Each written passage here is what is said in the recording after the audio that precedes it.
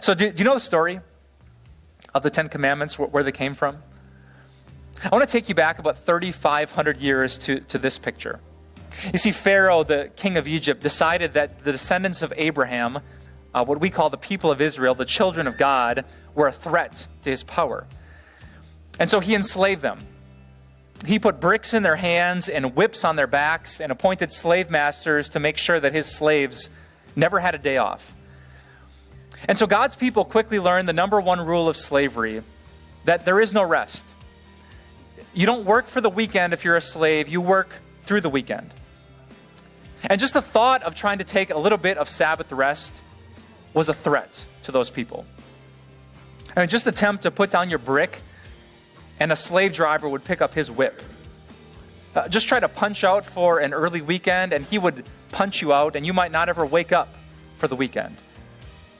Pharaoh insisted that their names were slaves and that's all they would ever be, and work is all a slave got to do.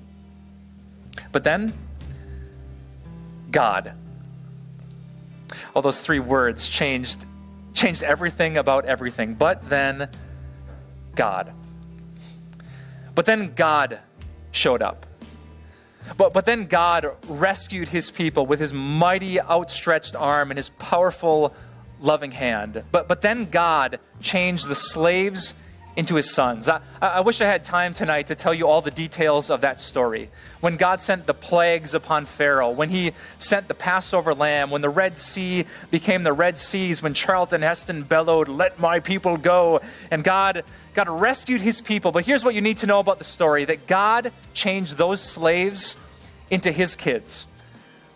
He said, a slave is what you were, but it is no longer what you are. You are my sons. You are my daughters. You are my children.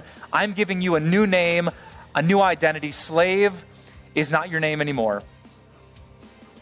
And God took his sons and his daughters to a place called Mount Sinai, and there he gave them the Ten Commandments.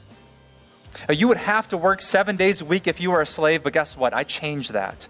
But then God, you're not a slave. So I'm commanding you, so you can remember your new name, to just rest. It was amazing to have you with us today.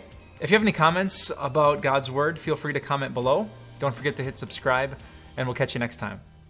See, the reason you and I slave for people's approval, their acceptance, to be impressive, to be better, is because we so quickly forget what we already have.